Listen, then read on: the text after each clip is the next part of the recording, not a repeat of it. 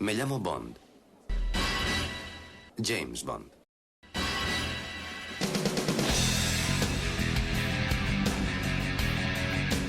Hola a todos, soy Alberto López, alias Clark en los foros, y este es el podcast temático número 48. Tal y como hemos hecho en otras ocasiones, vamos a echar un vistazo a la evolución del guión de Bond 11, más conocido como Moonraker.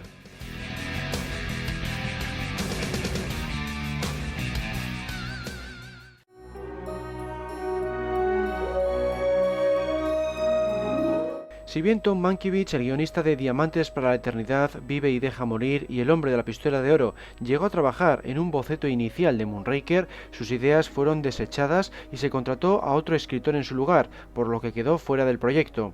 Su sustituto fue Christopher Good, un guionista recomendado por el director Lewis Gilbert tras haber trabajado con él en la película Seven Nights in Japan el año anterior. Su primer borrador constaba de 153 páginas. Según la estimación habitual de la industria del cine, se establece que cada página de guión se corresponde aproximadamente con 1 minuto en pantalla. Por tanto, esta versión rondaría las 2 horas y media de metraje. Vamos a ver las diferencias entre este borrador y el producto final.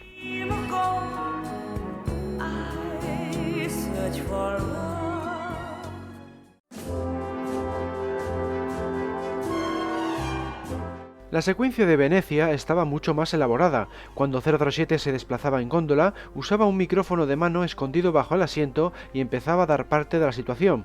En ese momento, el asesino disfrazado de cadáver le disparaba con una ametralladora, cuando en el filme le lanza un cuchillo. El espía le liquidaba de un disparo con su Walther PPK y entonces le empezaban a perseguir otros esbirros del villano Hugo Drax. Bond se introducía en su góndola en un cobertizo para lanchas. Uno de los secuaces lanzaba lo que parecía ser una granada de mano al interior de la caseta. Se escuchaba entonces una explosión amortiguada y empezaba a surgir humo negro. Dentro, el espía estaba manipulando un paquete bastante grande con apariencia de paracaídas. Los hombres de Drax esperaban fuera del cobertizo, preparados para la salida de Bond, pero la gente atravesaba el humo a gran velocidad gracias a la propulsión del jetpack que llevaba a la espalda. De repente un helicóptero se ponía a perseguirle. El británico manejaba su mochila con maestría, de modo que su perseguidor debía girar y ladearse continuamente para no perderle de vista. Un disparo procedente del helicóptero acertaba a dar al jetpack y comenzaba a salir combustible. Bond se percataba del problema y pensaba con rapidez una manera de escapar. Lo que hacía era descender hasta pasar por debajo de un puente. Su perseguidor trataba de pasar por encima del mismo, pero se acababa estrellando contra él, explotando en 1000 pedazos.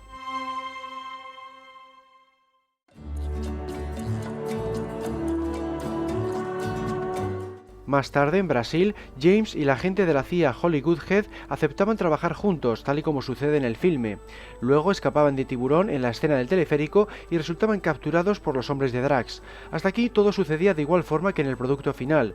Sin embargo, luego tenía lugar otra secuencia que acabó siendo descartada. En ella, Bond se despertaba en un yate propiedad de Drax y charlaba con el villano de nuevo. «Veo que al fin estás con nosotros», le decía Drax. «La pobre doctora Goodhead ha estado bastante inquieta por ti. Me encontraba disfrutando de la única contribución indiscutible de tu país a la civilización occidental, el desayuno inglés». En la película final, como sabemos, hacía referencia al té cuando conocía a 007 en su castillo de California. Un camarero traía entonces 2 huevos hervidos a Drax. El criminal cogía una cuchara con una mano y un cuchillo con la otra. Miraba a Bond sonriendo burlonamente y mencionaba: «Dime, ¿tú golpeas o cortas?», a lo que la gente respondía: «Depende de a quién me enfrente». Drax cortaba la parte superior del huevo y decía: «Y esto es lo que voy a hacer contigo, mi querido Bond, y a tu devota compañera, cortar». El villano se refería a atar a la pareja a la quilla de la embarcación y arrastrarles a través de un coral. «Tu carne se desprenderá de tus huesos», indicaba Drax. «Más allá del arrecife hay tiburones, tu sangre les atraerá». Por otro lado, Drax enviaba a Tiburón a por las pertenencias de Bond procedentes de su hotel. Entre ellas se encontraba un maletín. En un lado del mismo había un dial con números. Bond le ajustaba, movía los cierres y se oía el clip de apertura. Con un rápido movimiento, el británico movía el dial de nuevo justo antes de abrir el maletín. Drax echaba los contenidos en la cubierta, como la Walther PPK, un cuchillo o su pasaporte, y dejaba el maletín fuera de su vista.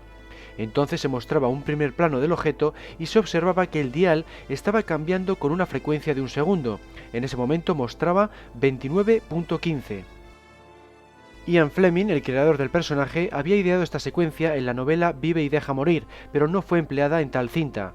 Wood quiso recuperarla para Moonraker mezclándola con el gadget del maletín trampa procedente de Desde Rusia con Amor. Finalmente se acabaría usando en Solo para sus ojos cuando Kristatos arrastra a Melina y a Bond a través de los corales de la costa griega. Continuando con el borrador, Drax dejaba el yate mientras sus súbditos se disponían a atar a Bond y a Holly a la quilla del barco. Luego, Holly preguntaba a Bond, ¿tenemos alguna posibilidad?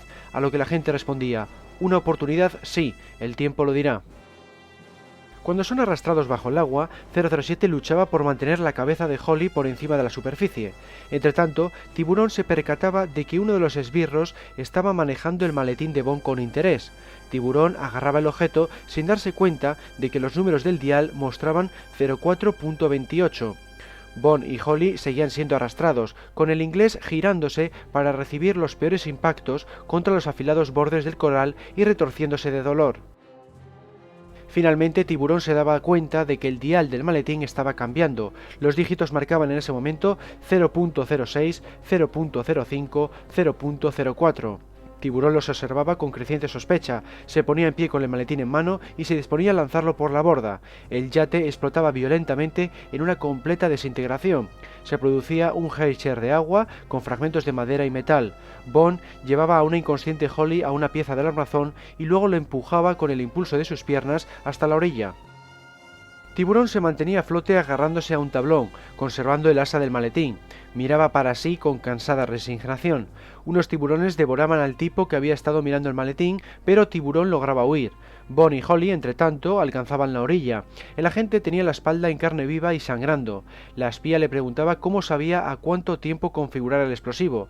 007 le indicaba que lo desconocía, pero supuso que 30 minutos era lo correcto. Luego tenía lugar una escena de amor, pero de escasa duración, dado el tono del filme. La pareja caminaba por una carretera recta que atravesaba una pradera de vasta extensión. Se ponían a esperar y aparecía Q y un asistente con un vehículo y un gran remolque para caballos. El letrero del mismo indicaba Pegasus Riding Stables, curiosamente el mismo nombre que años más tarde recibiría uno de los caballos de Panorama para Matar. De su interior salían dos mini-jets. Bueno, os he traído vuestras monturas, decía Q. Será mejor que cuidéis bien de ellas. Después de que la pareja despegara, Bond llama por radio a Holly y la preguntaba si se veía capaz de manejar el aparato. Entonces, la mujer ascendía en paralelo a su compañero y le saludaba sonriente.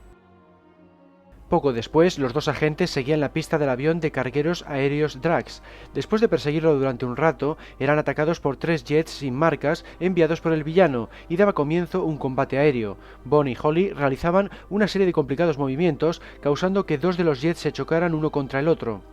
Holly descendía y aterrizaba en mitad de un lago, dejando la incógnita de si seguía con vida o no. Bond tenía sus propios problemas al tener al último jet pegado a su cola. 007 pasaba más tarde a volar a través de un desfiladero. El jet seguía persiguiéndole. El desfiladero se estrechaba de repente, así que las altas paredes rocosas se situaban a unos pocos metros de distancia, hasta tal punto que el vehículo de Bond no iba a poder pasar a su través. El agente viraba el aparato, colocando las alas en vertical, y atravesaba el tramo por poco. El vehículo rival no tenía tanta suerte. Cuando el jet llegaba a esa zona, perdía ambas alas, se estrellaba y explotaba dramáticamente. Bond seguía en apuros, sin embargo, su combustible estaba por debajo de cero y el motor empezaba a toser. A duras penas lograba aterrizar en una carretera y llegar a una gasolinera.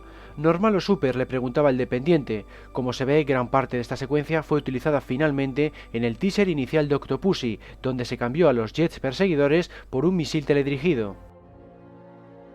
Después, Bond acudía a la instalación secreta del MI6 en Brasil, como en el filme. Solo había una pequeña diferencia, se indicaba que la orquídea negra fue localizada donde Holly aterrizó. Luego, Q entregaba a Bond la lancha especial y tenía lugar la persecución fluvial, pero en este guión no aparecía Tiburón. Otra diferencia venía poco después. El agente empleaba un ala delta para dejar la lancha, pero aterrizaba en el agua, no en la selva. El ala delta era tragado por un remolino, pero Bond conseguía llegar a la orilla, donde se topaba con la chica rubia como en la película. Sin embargo, al inglés le costaba algo más llegar hasta el cuartel general de Drax. Allí aparecían otras 2 chicas e intentaba ligar con ellas. Una de las frases de Bond era: «Supongo que un martini con vodka queda fuera de toda discusión». La rubia le sonreía encantadoramente, pero no le respondía.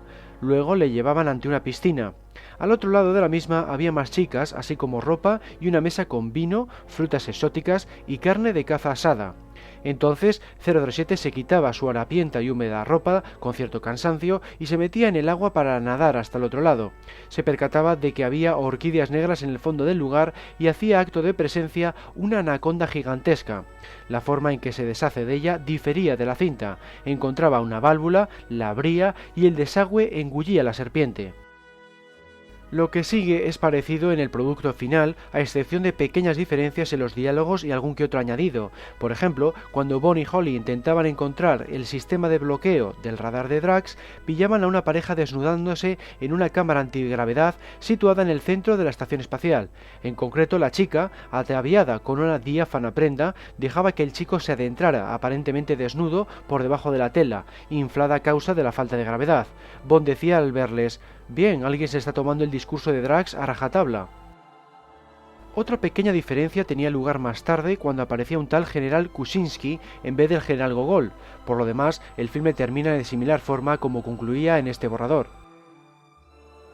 Junto a las citadas escenas de acción adicionales, este boceto también era distinto respecto a Tiburón. Bond se reunía con un agente del MI6 en Río de Janeiro en vez de Manuela y Tiburón le liquidaba. En el filme, sin embargo, el personaje no mata a nadie, quizá porque acaba en el bando de los buenos al final del metraje. De esta forma pierde toda su aura de amenaza que sí tenía en La espía que me amó, donde sí llegaba a matar.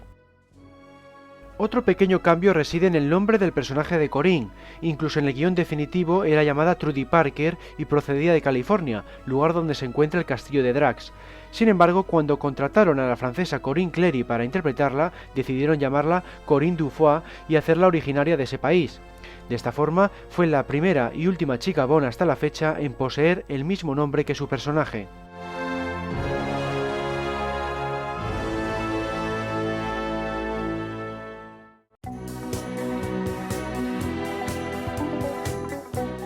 En conclusión, este primer borrador de Moonraker, compuesto de 153 páginas, no solo iba a dar como resultado un metraje excesivo, sino que hubiera necesitado de muchísimo más dinero por parte de los productores.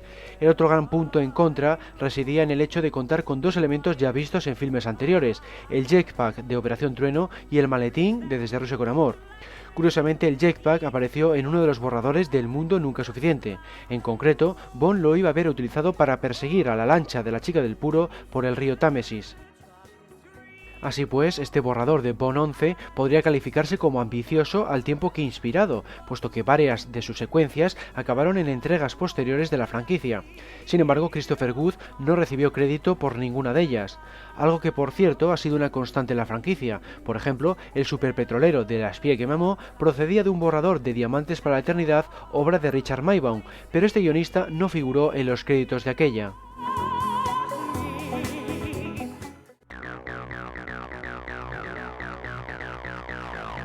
Hemos llegado al final de este podcast temático número 48. Espero que os haya gustado tanto más que los anteriores, los cuales ya sabéis que se encuentran en el menú superior Otros medios, audio, podcast temático de archivo007.com.